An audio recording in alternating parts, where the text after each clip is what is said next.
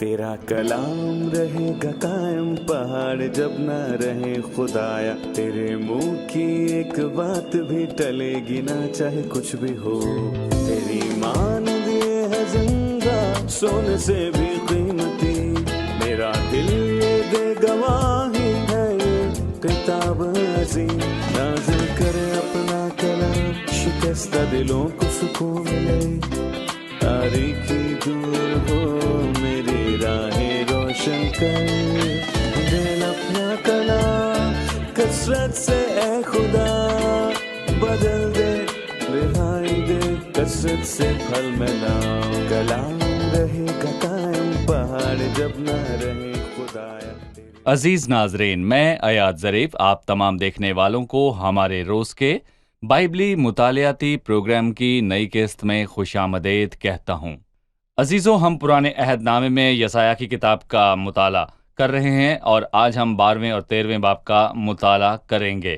عزیزوں، میں بتانا چاہتا ہوں کہ یہ پرانے عہد نامے کی پہلی نبوتی کتاب ہے۔ عزیزوں، پچھلی قسط میں ہم نے 11ویں باب میں یہ جانا کہ مسیحی بادشاہ ہے، ہم نے سلطنت کی خصوصیات اور سلطنت کے لوگوں کی صفات پڑھی، اور ہم نے یہ جانا کہ مسیح داؤد کا اصل اور اس کی نسل سے تھا۔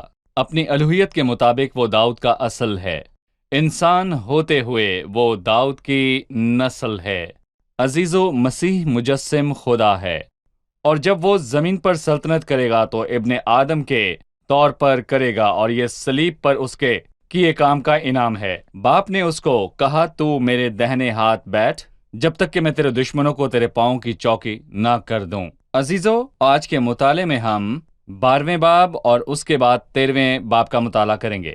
عزیزو، میں یاد دلانا چاہوں گا کہ 12ویں باب میں شکر گزاری کا گیت ہے جو 1000 سالہ بادشاہی کے دور میں جاری رہے گا۔ پھر اس کے بعد ہم 13ویں باب کی طرف بڑھیں گے جس میں عدالت کا بیان ہے۔ لیکن پروگرام کے باقاعدہ آغاز سے پہلے میں اسٹوڈیو میں آئے خدا کے خادم کا خیر مقدم کروں گا۔ خوش آمدید بھائی یوسف۔ بہت شکریہ بھائی، خداوند آپ کو بہت برکت دے۔ آپ کو بھی شکریہ۔ اور اسٹوڈیو میں آئے دیگر مہمانوں کو بھی خوش آمدید۔ آپ یسایہ کی کتاب کے ماہر بن گئے ہیں، آپ اس پر تحقیق کر سکتے ہیں۔ خداوند آپ کو برکت دے۔ ناظرین، یہاں پر لیں گے ہم ایک چھوٹا سا وقفہ، اور وقفے کے بعد باقاعدہ مطالعے کا آغاز کریں گے۔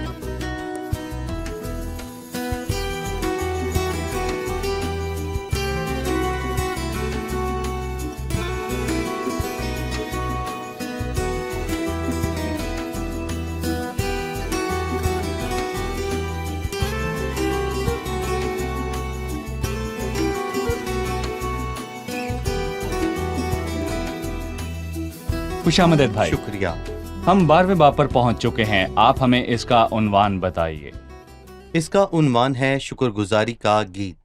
نجات کی خوشی کا گیت، لوگوں کو نجات ملی اور انہوں نے خوشی کا گیت گایا۔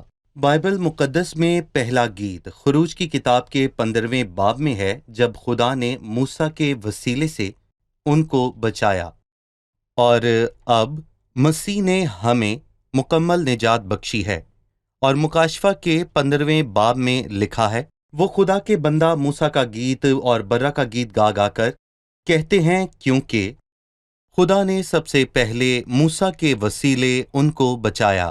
لوگ ملک مصر سے نکلے اور پھر برہ نے لوگوں کو نجات دی، ان کو ان کے گناہوں اور غلامی اور غریبی، مفلسی اور ظلم سے بچایا۔ انہوں نے کافی سالوں تک یہ سب برداشت کیا۔ صحیح۔ اب میں چند آیات پڑھنا چاہوں گا، اس کے بعد آپ سے سوال کروں گا۔ اور اس وقت تو کہے گا، اے خداوند، میں تیری ستائش کروں گا کہ اگرچہ تو مجھ سے ناخوش تھا تو بھی تیرا قہر ٹل گیا اور تو نے مجھے تسلی دی۔ دیکھو خدا میری نجات ہے، میں اس پر توکل کروں گا اور نہ ڈروں گا، کیونکہ یا یہوہ میرا زور اور میرا سرود ہے، اور وہ میری نجات ہوا ہے۔ پس تم خوش ہو کر نجات کے چشموں سے پانی بھرو گے، اور اس وقت تم کہو گے خداوند کی ستائش کرو، اس سے دعا کرو، لوگوں کے درمیان اس کے کاموں کا بیان کرو، اور کہو کہ اس کا نام بلند ہے۔ خداوند کی مدح سرائی کرو، کیونکہ اس نے جلالی کام کیے جن کو تمام دنیا جانتی ہے۔ اے سیون کے بسنے والی تو چلا اور للکار، کیونکہ تجھ میں اسرائیل کا قدوس بزرگ ہے۔ مسیح کی بادشاہی میں سب خوش ہوں گے۔ خدا ان سے ناخوش تھا، پر اس کا قہر ٹل گیا اور اس نے انہیں تسلی دی۔ ہمیں بتائیں کہ 1000 سالہ بادشاہی کا خدا کا لوگوں کے لیے کیا مقصد ہے؟ دیکھیں بھائی ایاد، میں آپ کو اس طرف متوجہ کرانا چاہتا ہوں، اور میں کہوں گا کہ اس وقت اس گیت کی تقسیم ہوتی ہے آیت 1 میں، اور پھر اس وقت آیت 4 میں، اور اس وقت جی بالکل، اور پھر 11ویں باب میں 2 مرتبہ لکھا ہے اس وقت، 11 نہیں بلکہ 10ویں آیت میں لکھا ہے کہ اس وقت، 11ویں آیت میں لکھا ہے کہ صحیح۔ پھر اس وقت یوں ہوگا، 11ویں باب میں 2 مرتبہ، اور پھر 12ویں باب میں بھی 2 مرتبہ یہ الفاظ دہرائے گئے۔ تو یہ وقت کون سا ہے؟ یہ خداوند کا دن ہے۔ اس وقت یوں ہوگا کہ لوگ یسی کی جڑ کے طالب ہوں گے، جو لوگوں کے لیے ایک نشان ہے۔ ساری دنیا خدا کی عبادت کرے گی، کیونکہ جس طرح پانی سمندر سے بھرا ہے، اسی طرح زمین خدا کے عرفان سے معمور ہوگی۔ اور پھر اس کے بعد اس کے لوگوں کے لیے 11ویں آیت میں لکھا ہے کہ خداوند دوسری مرتبہ اپنا ہاتھ بڑھائے گا تاکہ سب پراگندہ لوگوں کو اکٹھا کرے۔ وہ ان کو بابل کی اسیری سے واپس لایا، اور اسی طرح بڑی ضیابت کے دور کے بعد بھی اکٹھا کرے گا۔ اور پھر اس باب کی آیات میں خوبصورت گیت ہے، اور اس کو ہم 2 حصوں میں تقسیم کرتے ہیں۔ پہلا یہ کہ خداوند لوگوں کی خوشی کا ذریعہ ہے، اور دوسرا لوگ زمین کی خوشی کا ذریعہ ہیں۔ جی، اور لوگوں کی خوشی خداوند سے ہے، اور زمین کی خوشی لوگوں سے ہے، ساری زمین کی۔ جی ٹھیک ہے۔ دوسری اور تیسری آیت ہے، دیکھو خدا میری نجات ہے، میں اس پر توکل کروں گا اور نہ ڈروں گا، کیونکہ یا یہوہ میرا زور اور میرا سرود ہے، اور وہ میری نجات ہوا۔ تیسری آیت بہت خوبصورت ہے، پس تم خوش ہو کر نجات کے چشموں سے پانی بھرو گے۔ اس گیت کی بات کریں تو یہ اس وقت گائیں گے جب خداوند بادشاہی کرے گا۔ اس گیت کا کیا عنوان ہے؟ مزید یہ کہ آپ ہمیں اس گیت کے موضوع پر اپنی رائے بھی دیجیے۔ دیکھیں بھائی، میں یہاں پر ایک بات کہنا چاہوں گا کہ اگر ہماری عدالت ہو اور ہمیں سزا ملے تو میں کہوں گا کہ یہ عدل ہے، اور ہم نے 10ویں باب میں اس کے متعلق پڑھا، جہاں لکھا ہے پورے عدل سے مقرر ہو، بربادی پورے عدل سے مقرر ہو چکی ہے۔ یہ 10ویں باب کی 22ویں آیت میں لکھا ہے پورے عدل سے مقرر ہو چکی ہے، مطلب خدا پورے عدل سے ہماری عدالت کرتا ہے اور فضل سے ہمیں بچاتا ہے، اور گیت کا موضوع ہے جس نے ہمیں فضل سے بچایا، صحیح۔ اور اسی لیے ہم اس میں شادمان رہتے ہیں۔ بھائی یوسف، یہاں خداوند کا نام دہرایا گیا ہے، کیونکہ یا یہوہ عہد کا خدا، کیا کہیں گے آپ؟ یا یعنی قادر خدا، یہوہ عہد کا خدا، اور ماضی میں خدا ہمارے ساتھ ساتھ رہا، وہ یا ہے، اور جس نے اپنا عہد پورا کیا وہ یہوہ ہے۔ اور ملاکی 3 باب کی 6 آیت میں لکھا ہے، کیونکہ میں خداوند لا تبدیل ہوں، اسی لیے اے بنی یعقوب تم نیست نہیں ہوئے۔ اس کی وجہ بتائیں کہ وہ نیست کیوں نہیں ہوئے، جبکہ بے شمار قومیں ان کے خلاف اکٹھا ہوئیں، کیونکہ میں خداوند لا تبدیل ہوں، اور لکھا ہے کہ اسی لیے اے بنی یعقوب تم نیست نہیں ہوئے۔ صحیح۔ اب ہم مہمانوں سے ان کا سوال جانیں گے۔ میرا سوال 12ویں باب سے ہے۔ جب میں اس باب کو پڑھوں تو یوں محسوس ہوتا ہے کہ یہ زمینی لوگوں اور زمینی چیزوں کے بارے میں ہے، کلیسیا کا حصہ ہوتے ہوئے میں اس کو کیسے دیکھوں؟ کیا میں یہ کہہ سکتا ہوں کیونکہ یا یہوہ میرا زور اور میرا سرود ہے اور وہی میری نجات ہوا ہے، پس تم خوش ہو کر نجات کے چشموں سے پانی بھرو گے؟ کیا یہ سب باتیں ہمارے لیے ہیں؟ کیوں؟ دراصل یہی سوال ہے، کیا سب چیزیں ہمارے لیے اور ہمارے بارے میں نہیں ہیں؟ کیا ہم صرف ان باتوں کو مانیں جن کا تعلق کلیسیا اور اس کی تعلیم سے ہے؟ دیکھیں بھائی، کسی نے کیا خوب کہا کہ پوری بائبل ہمارے بارے میں نہیں بلکہ ہمارے لیے ہے، اور ہر ایک صحیفہ جو خدا کے الہام سے ہے فائدہ مند بھی ہے، اور میں اس کے 2 جواب دے سکتا ہوں، اور اس میں بہت سی باتیں ہیں جنہیں ہم یسایہ کے 12ویں باب کو پڑھ کر واضح طور پر سیکھتے ہیں۔ یہاں 2 چیزیں ہیں۔ پہلی چیز پولس نے رومیو کے 11ویں باب میں کہا، اور میں اکثر ہی اپنی تسلی کے لیے اس آیت کو دہراتا ہوں، اسی لیے کہ خدا کی نعمتیں اور بلاوا بے بے تبدیل ہے۔ تبدیل ہے، کیونکہ اس نے ایک اصول قائم کیا، اور خدا اپنے کہے پر ہمیشہ قائم رہتا ہے۔ اس نے ابراہم سے وعدہ کیا اور 4000 سال گزرنے کے بعد اس کو اپنی سب باتیں یاد ہیں۔ وہ ان میں سے کچھ بھی نہیں بھولا، ہرگز نہیں، بلکہ خدا سچا ٹھہرے اور انسان جھوٹا۔ وہ قوم اس لائق نہیں، پر خدا کی نعمتیں اور بلاوا بے تبدیل ہے، اور اس سے ہمیں تسلی ملتی ہے۔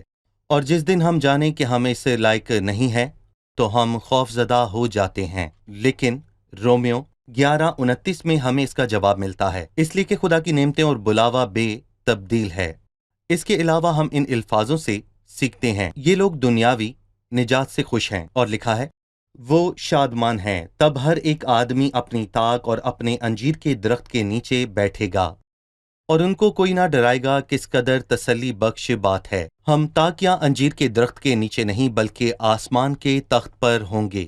وہ طاق اور انجیر کے درخت کے نیچے بیٹھ کر خوش ہیں، تو ہمیں اپنے خداوند کی کس قدر حمد اور ستائش کرنی چاہیے تاکہ اس کو جلال ملے، کیونکہ ہمارا مقام زمین پر طاق یا انجیر کے درخت کے نیچے نہیں بلکہ آسمان کے تخت پر ہے۔ اسی لیے ہم اس وقت زیادہ شادمان ہوں گے۔ ہم اب سے ہی یہ کرتے ہم ہیں۔ خوش اور شادمان ہیں تاکہ اس کو جلال اور عزت دیں، کیونکہ اس نے اپنے خون سے ہمارا کفارہ جی دیا بالکل ہے۔ صحیح۔ کوئی اور سوال؟ ہم نے سیکھا کہ 1000 سالہ بادشاہی میں لوگ کون سا گیت گائیں گے۔ اس وقت کلیسیا کے طور پر ہماری کیا حالت ہوگی؟ 1000 سالہ بادشاہی کے وقت کلیسیا کہاں ہوگی؟ بہت سے لوگ اس سوال سے الجھ جاتے ہیں۔ جب مسیح کی صورت پہاڑ پر تبدیل ہوئی تو اس میں سے ہمیں 1000 سالہ بادشاہی کا منظر نظر آتا ہے۔ اسی میں ہمارا جواب ہے، اور متی کے 13ویں باب میں بادشاہی کے 2 دائرے موجود ہیں۔ ابن آدم کی سلطنت، ابن آدم اپنے فرشتوں کو بھیجے گا اور وہ سب ٹھوکر کھانے والی چیزوں اور بدکاروں کو اس کی بادشاہی میں جمع کریں گے اور ان کو آگ کی بھٹی میں ڈال دیں گے، اور لکھا ہے کہ اس وقت راست باز اپنے باپ چمکیں کی گے۔ بادشاہی میں آفتاب کی مانند چمکیں گے۔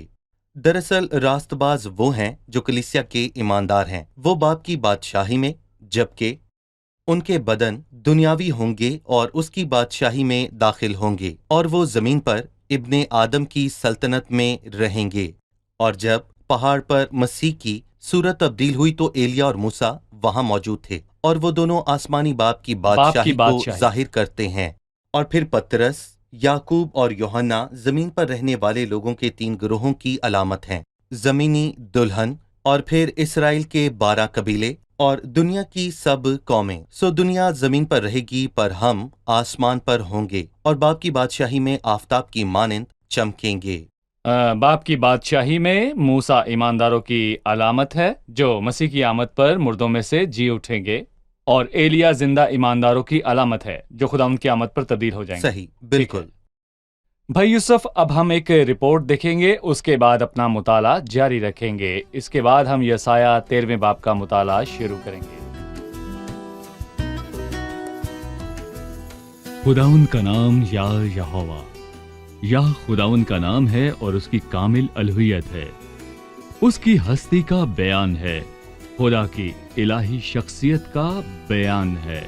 یہوہ کا نام خدا اور لوگوں کے رشتے کو ظاہر کرتا ہے، جیسے اس نے خود کو موسیٰ پر ظاہر کیا، میں جو ہوں سو میں ہوں۔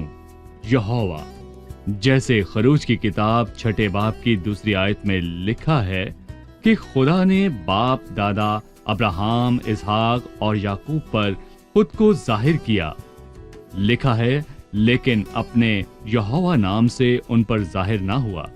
یہ نام پرانے عہد نامے میں بہت مرتبہ آیا، یہوہ اور یہوہ الوہیم یعنی خداوند خدا۔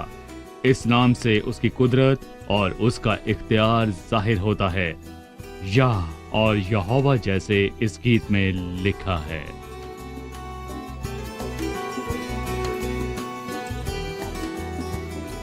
بھائی یوسف، اب ہم 13ویں باب کو شروع کرنے کو ہیں، لیکن اس سے پہلے آپ ہمیں اس کا عنوان بتا دیجئے۔ میں ہمارے سامعین کو یاد دلانا چاہتا ہوں کہ اس کتاب کی تقسیم کے وقت ہم نے کہا پہلے 12 باب کا عنوان رویا ہے، اور اس حصے کا اختتام خوبصورت گیت پر ہوا، اور 13 سے 27ویں باب کا ایک اور عنوان ہے۔ یہ 12 نبوتوں کے متعلق ہے، اور ان الفاظ کا 9 مرتبہ ذکر ہوا، اور یہاں اس کا ذکر پہلی مرتبہ ہوا ہے۔ بابل کی 12 نبوتیں اور پھر 28ویں باب سے تیسرا عنوان ہے جس میں میں کہوں گا کہ افسوس کا ذکر ہے، اور یہ لفظ 6 مرتبہ آیا ہے۔ اور اب ہم بارے نبوت پر ہیں جس میں قوموں اور ملکوں کے خلاف نبوت ہے۔ یہ بارے نبوت ہے اور اسی لیے اس کے الفاظ سنجیدہ ہیں۔ خدا شریر کی عدالت کرے گا، اور اس نے شروعات میں خدا کو لوگوں کی عدالت کرتے ہوئے دیکھا، کیونکہ وہ وقت آن پہنچا ہے کہ خدا کے گھر سے عدالت شروع ہو۔ خدا ہمیشہ اپنے لوگوں کی عدالت پہلے کرتا ہے، اور جب ہم سے ہی شروع ہوگی تو سوچیں ذرا ان کا انجام کیا ہوگا جو خدا کو نہیں مانتے۔ دراصل اس نے شریر قوم سے شروع کیا جو بابل ہے، اور پھر اس نے خدا کے لوگوں کی تحقیر کی۔ بابل کے حکمران نے بچوں بوڑھوں کسی پر ترس نہ کھایا۔ ہم بابل کی اسیری میں یہ سب پڑھتے ہیں، اور ہم یرمیہ نبی کے نوحے میں اس کے متعلق پڑھ سکتے ہیں، اور ہم پڑھتے ہیں کہ رحم دل عورتوں کے ہاتھوں نے اپنے بچوں کو پکایا، کیوں؟ تاکہ نبوکت نظر کی بے عزتی سے ان کو بچائیں۔ لیکن میں کہوں گا کہ یہاں پر چیزیں مختلف ہیں، کیونکہ یہ بارے نبوت ہے اور یہ الفاظ خدا نے بابل کے خلاف کہے۔ اب میں 13ویں باب کی 1 تا 5 آیات پڑھوں گا، اس کے بعد آپ سے سوال کروں گا۔ بابل کی بابت بارے نبوت جو یسایہ بن آموس نے رویا میں پایا۔ تم ننگے پہاڑ پر ایک جھنڈا کھڑا کرو، ان کو بلند آواز سے پکارو اور ہاتھ سے اشارہ کرو کہ وہ سرداروں کے دروازوں کے اندر جائیں۔ میں نے اپنے مخصوص لوگوں کو حکم کیا، میں نے اپنے بہادروں کو جو میری خداوندی سے مسرور ہیں بلایا ہے کہ وہ میرے قہر کو انجام دیں۔ پہاڑوں میں ایک ہجوم کا شور ہے، گویا بڑے لشکر کا، مملکتوں کی قوموں کے اجتماع کا غوغا ہے۔ رب الافواج جنگ کے لیے لشکر جمع کرتا ہے، وہ دور ملک سے آسمان کی انتہا سے آتے ہیں۔ ہاں، خداوند اور اس کے قہر کے ہتھیار تاکہ تمام ملک کو برباد کریں۔ یہ الفاظ بابل کے لیے ہیں۔ اس نے بچوں یا بوڑھوں کسی پر رحم نہیں کیا۔ مجھے بابل کی تاریخ کے متعلق بتائیں۔ وہ بت پرست تھے، انہوں نے اپنے ظلم سے سب کچھ برباد کیا۔ کیا کہیں گے بھائی یوسف؟ بائبل مقدس میں تاریخی اور روحانی بابل کا ذکر ہے۔ ہم بائبل مقدس میں تاریخی بابل کے متعلق پڑھ سکتے ہیں۔ وہ سب سے پہلے بت پرستی کی طرف مائل ہوئے، انہوں نے برج بنایا، اور یہی 12 ابراج نجوم کی شروعات اور ستاروں کے عمل کا آغاز ہے۔ انہوں نے یہ سب کچھ شروع کیا، اور انہوں نے آسمان کو 12 نشانوں میں تقسیم کیا: برج سور، برج اسد، برج سملہ اور برج ہوت وغیرہ۔ انہوں نے ستاروں اور سیاروں کا علم اسی لیے نہیں پڑھا کہ ان کے راستے جان سکیں، بلکہ ستاروں کی عبادت کی، اور یہیں سے علم نجوم کا آغاز ہوا۔ جو ستاروں کی مدد سے مستقبل کا حال جانتے ہیں، یہ شیطانی اور بے دینی کا کام ہے۔ یہ تاریخ کی باتیں ہیں، اور دانیل کی کتاب میں غیر قوموں کے متعلق واضح طور پر لکھا ہے۔ اس کا آغاز بابل سے ہوا، اور پھر نبوکت نظر اپنا خواب بھول گیا، یا پھر اس نے بہانہ کیا۔ اس نے جھوٹ بولا اور پھر کہا، مجھے خواب یا پھر اس کی تعبیر بتاؤ۔ کوئی ایسا نہ کر سکا، اور اس نے بابل کے حکیموں کو قتل کیا۔ دانیل نے دعا کی، اور خدا نے اس پر ظاہر کیا اور اس کو بتایا کہ بادشاہ سونے کا سر ہے۔ اس نے بڑی مورت دیکھی جس کا سر سونے کا تھا، سکم اور اس کی رانیں تانبے کی تھیں، اور اس کی ٹانگیں لوہے کی، اور پاؤں کچھ لوہے کے اور کچھ مٹی کے تھے۔ اس نے بتایا بادشاہ خالص سونے کا سر ہے، اور دنیا کی پہلی سلطنت بابل کی تھی، اور یہاں تاریخی بابل کی بات نہیں ہوئی بلکہ غیر قوموں کے وقت کی بھی واضح طور پر بات ہوئی، یعنی کہ یہاں پر بابل کا ذکر تاریخی طور پر ہے، اور اس کا تعلق غیر قوموں کے وقت سے بھی ہے، کیونکہ وہ شرارت ظاہر کرتے ہیں۔ اور پھر میں کہوں گا کہ یہ تاریخی بابل کے لیے ہے، اور روحانی بابل کے بارے میں ہم مکاشفہ کی کتاب میں اسے واضح طور پر پڑھ سکتے ہیں، 14ویں باب میں، 17ویں باب میں، 18ویں باب میں، 19ویں باب میں، کہ بابل تباہ ہوگا۔ اور تب میں کہوں گا کہ پہلی بات نئے عہد نامے میں ہالےلویا آیا، اور مکاشفہ 19 میں یہ 4 مرتبہ دہرایا گیا۔ روحانی بابل کون ہے؟ ہم نے تاریخی بابل کے بارے میں سیکھا، اس نے خدا ان کے لوگوں پر ظلم کیا اور غیر قوموں کے متعلق پڑھا۔ پھر روحانی بابل کون ہے؟ یہ کلیسیا کے آسمان پر اٹھائے جانے کے بعد مذاہب کو ظاہر کرتا ہے، اور میں کہوں گا کہ یہ نام کی مسیحت ہے۔ वो लोग मसीह से मुर्तद हैं। मसीह से मुर्तिद हैं। और मैं कहूँगा कि कलीसिया के आसमान पर उठाए जाने के बाद ऐसे तमाम लोगों की खुदा अदालत करेगा। लिखा है क्योंकि उसका इंसाफ करने वाला खुदा कवि है। 17वीं आयत से बाब के आखिर तक बाबुल की अदालत का जिक्र है कि वो मादियों को उनके खिलाफ बरंगेख्ता करेगा। फिर दूसरी नस्ल के लोगों यानी मादियों की बात है। ये कौन है, हमें इनके मुतालिक बताएं। देखिए भाई, तारीखी तौर पर बाबल की सल्तनत को किसने तबाह किया? मैं कहूँगा कि वो बहुत ही अजीम सल्तनत थी। यहाँ तक कि नबूकत नजर ने महल में टहलते हुए कहा, क्या ये बाबल अजीम नहीं जिसको मैंने अपनी तवानाई की कुदरत से तामीर किया कि दारुल सल्तनत और मेरे जाहो जलाल का नमूना हो, पर उसकी सल्तनत एक ही दिन में तबाह हो गई। वो सारी सल्तनत तबाह हो गई और जी। बेलसजर ने 1000 उम्रा के लिए ज़ियाफत रखी और वो उसी ज़ियाफत की रात ही हलाक हुआ।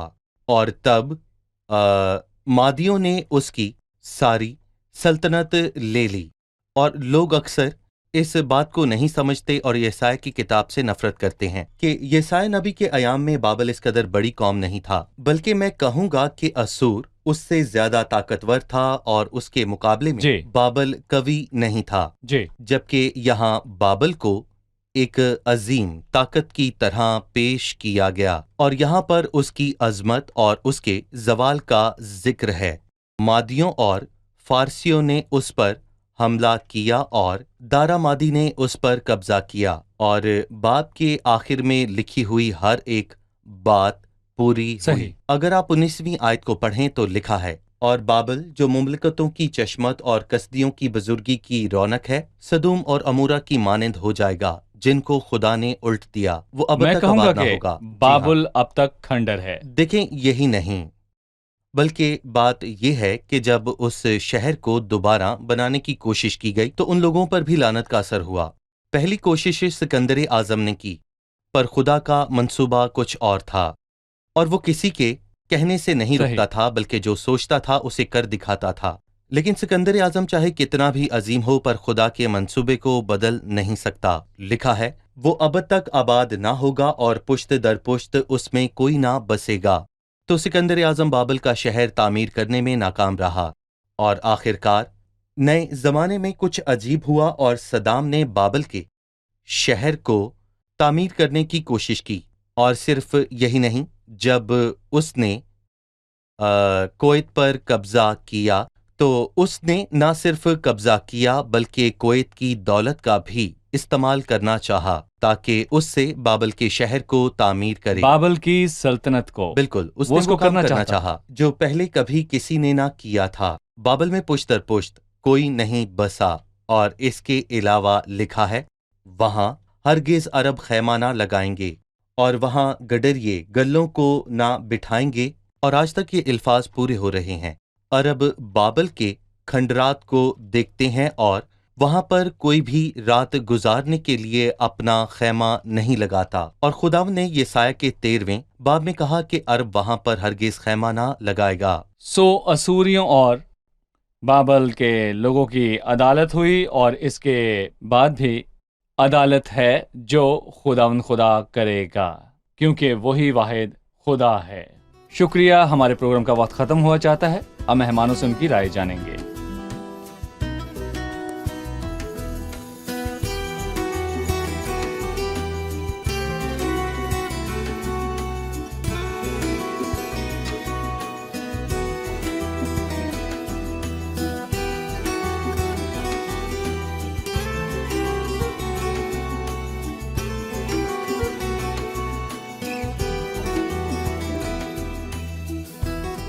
हमने 12वें बाब से सीखा कि जमीन पर मसीह की बादशाही में शुक्रगुजारी का गीत गाया जाएगा। ये गीत किसके लिए होगा और इस गीत में कौन सा किरदार है, हमें बताइए।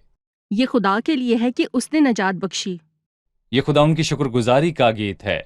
इसका ताल्लुक निजात से है। क्या कोई हमें इसकी दोहराई करवा सकता है? लोगों ने मुल्क मिस्र से निकलने के बाद यह गीत गाया। मूसा का गीत। मूसा के वसीले से निजात मिली तो लोगों ने शुक्रगुजारी का गीत गाया। اور انہوں نے خداوند کا شکر کیا۔ ٹھیک ہے، ہمیں بابل کی عدالت کے متعلق بتائیں۔ ہم نے کہا کہ تاریخی اور روحانی بابل ہے۔ جیسا کہ ہم نے جانا کہ تاریخی اور روحانی بابل ہے۔ تاریخی بابل کا ذکر پہلی بار تب ہوا جب لوگوں نے بابل کا برج بنانے کی کوشش کی۔ یہ بت پرستی اور غیر معبودوں کی عبادت کی شروعات تھی۔ ابراج نجوم اس سے شروع ہوئے۔ برج سور، برج حمل، علم نجوم، برج قوس بنے۔ انہوں نے ستاروں کی عبادت کی۔ علم نجوم کی شروعات ہوئی۔ وہ شروع ہی سے شریر تھے۔ روحانی طور پر یہ ظاہری عبادت کی علامت ہے، اور یہ کلیسیا کے آسمان پر جانے کے بعد بڑی مصیبت کے دور میں ہوگی۔ صحیح بھائی یوسف؟ خدا نے بابل کے لوگوں کی زبان میں نفاق ڈالا اور ہر کوئی اپنی اپنی زبان بولتا تھا۔ کلیسیا کے آسمان پر اٹھائے جانے کے بعد ہر ایک کا اپنا اپنا مذہب ہوگا، اور ان کا سر ان کو سنبھالے گا اور خدا ان کو برباد کرے گا۔ جی ٹھیک ہے۔ 13ویں باب میں عدالت کے آخر میں مادیوں کے لیے لکھا ہے۔ ہمیں ان کے بارے میں بتائیں، مادی کون لوگ تھے؟ ان لوگوں نے بابل کی سلطنت کو تباہ کیا۔ جب بیلشزر نے عمرہ کے لیے ضیافت کی، اس نے خداوند کی تہزیب کی اور خداوند کے گھر کے برتن استعمال کیے۔ دارا مادی نے بابل پر حملہ کیا اور بابل کی سلطنت کا خاتمہ ہوا۔ صحیح بھائی یوسف؟ جی، اپنی رائے دیں۔ ان کا جواب درست ہے۔ ان کو تاریخ کا علم صحیح۔ ہے۔ خداوند آپ سب کو برکت دے۔ بھائی یوسف، آپ کا بھی بہت خدا آپ کو شکریہ۔ برکت اگلی دے قسط بھائی۔ میں اپنے مطالعے کو جاری رکھیں گے۔ جی بالکل۔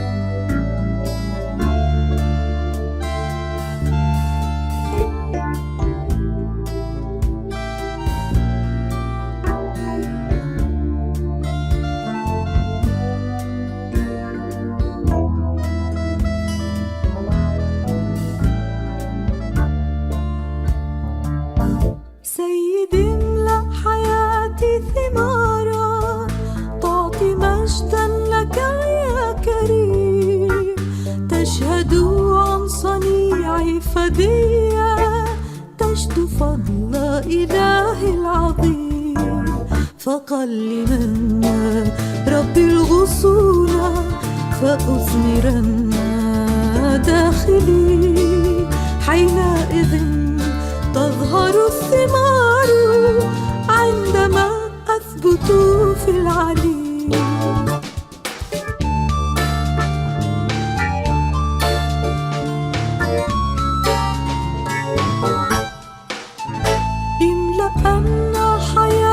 كروما معطيا ثمرا مستديم جاذبا نحوك الآثمين فيكون سرورا عميم فقلمن ربي الغصون فأثمرن داخلي حينئذ تظهر الثمار عندما في العلي